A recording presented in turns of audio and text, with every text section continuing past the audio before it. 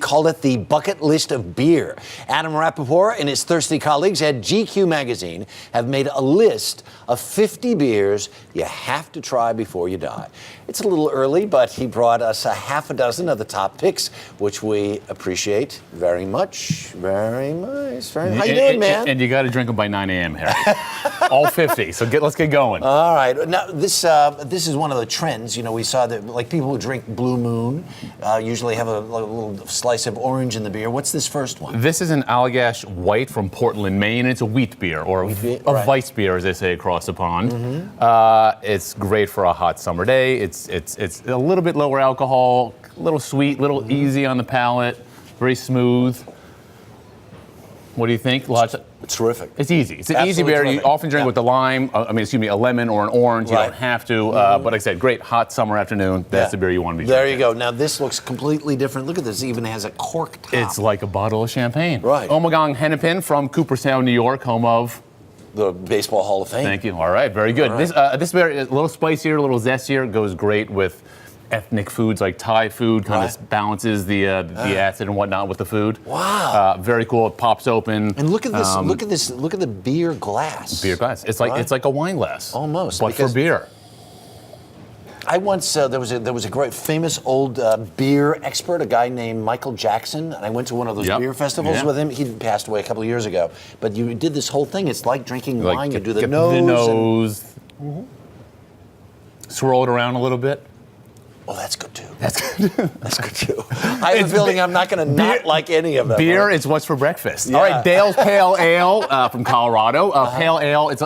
You see a lot of them out there. It's a little hoppier. Hops give you that sort of bitter, sour. You know that hoppy flavor when you taste it. IPAs, Indian Pale Ale is even a hoppier version of this. Okay. And it's in a can. How interesting. All right, cans interesting. A lot of these smaller craft breweries are now brewing in cans.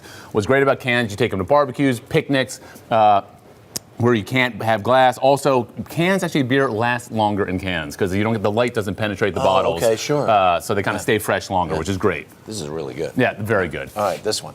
Rodenbach Grand Cru, very wine-like from Belgium. What's cool about this is fruity, but not in an overpowering fruity way. Fruity in that much more kind of sour, acidic sort of way. Great for food also. Yeah, I don't like that raspberry, whatever thing that you do. But it has that very kind of biting, fresh, cuts through, kind of reawakens your palate. Wow! Bring this to a dinner party. You don't got to bring wine, Harry. You can bring. You can bring beer. That's nutty. That's fancy bottle. I'm gonna save that one. You hold on to that one. All right, now this is a standard because it's been around forever. Right? Anchor Steam was one of the first beers in America to kind of say, you know what? Do the whole craft beer thing. I love Budweiser, but there's a road beyond Budweiser. And this is a lager like Bud. It's a little richer flavored, a little bit more sort of, the color itself has a little bit more depth. Yeah. Like I said, this is, you can call it, say, gateway beer. It's your introduction to this whole world of craft. It's a kind of a craft standard. brews and microbrews. Standard into the craft It's been around and it deserves to be around. There Finally, you go. From England, Oatmeal Stout. Beer like bread in a bottle.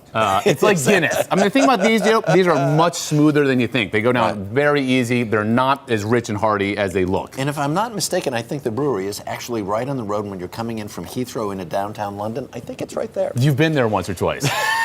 It might be. It might be there. Ooh, smells good. We just need some burgers and fries and we'll be good. That's really good. Yeah, very easy. Makes me want to run out and buy a GQ. You do that.